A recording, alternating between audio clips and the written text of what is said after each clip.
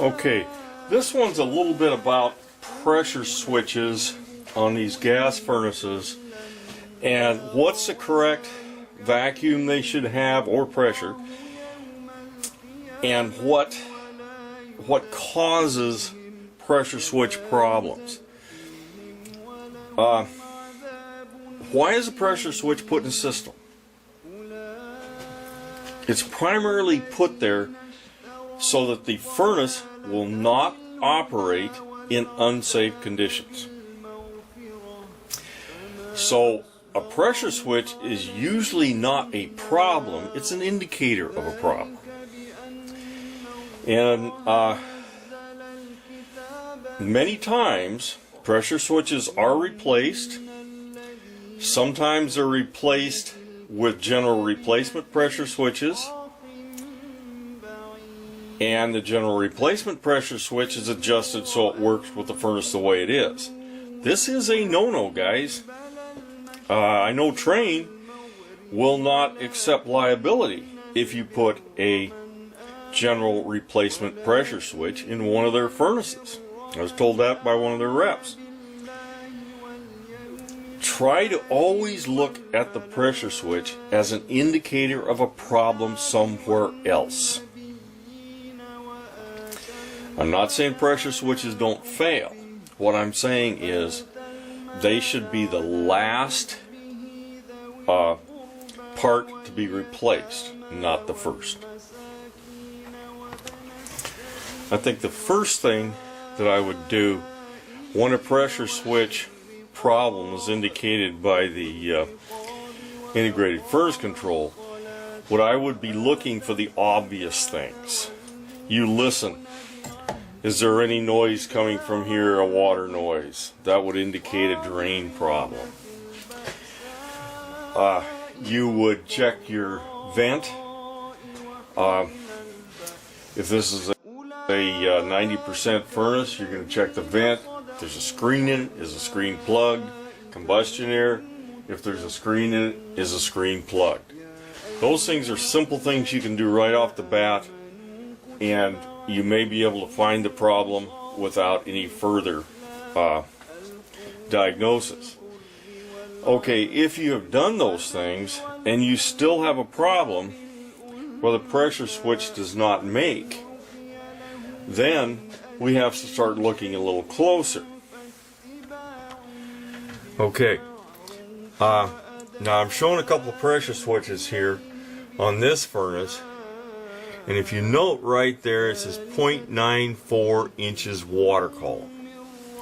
Okay, that pressure switch should make at 0.94 inches of water column. Okay, when using a pressure switch like these here, we've got these two, they're manifolded, and then they go up to the combustion chamber and tap in here. The easiest way to find out if there's a problem with this after you check for screens is just to pop this thing off.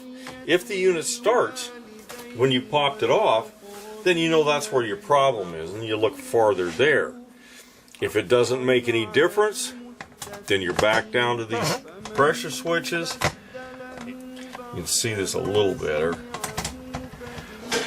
You can see this piece of tubing back here that goes into the back side of the pressure switch, and you should read 0.94 inches if I was to pull that off or put a T in it and put my manometer on there.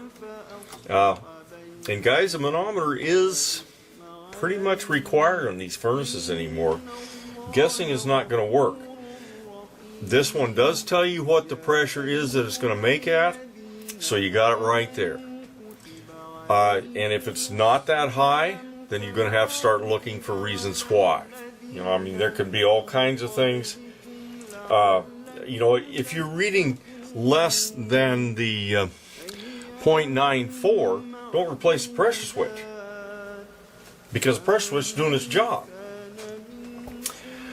You don't have enough vacuum. Now, you could have an inducer that's failing. You know, blower wheels come apart. Usually they make noise, but that can be it. You can have something going on with it.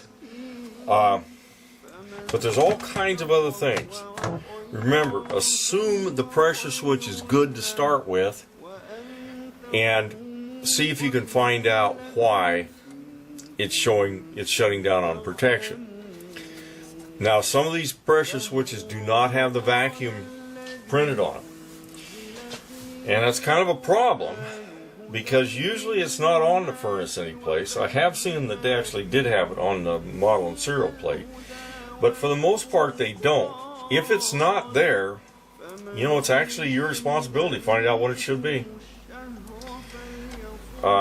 Maybe a little tough, and you have to call a couple of people, but if you don't know what the vacuum is and it's not pulling enough vacuum to make the pressure switch, then the next thing is find out what it should be. Don't use general replacement pressure switches. When we first got into this industry, I did. Like everybody else, we had all kinds of problems with pressure switches, changing them all the time, never fixed it. Found out we weren't venting the furnaces right. One of the common things on some of these furnaces is if your vent pipe sags. If that vent pipe sags a little bit, it gets some water in it, reduces the cross-sectional area of the pipe, and the unit shuts down. Can happen right away, can happen after a couple of years. So pressure switches, factory ones are the only ones. If you don't know what the pressure is or should be, then you really need to find out. And that's it on pressure switch failures.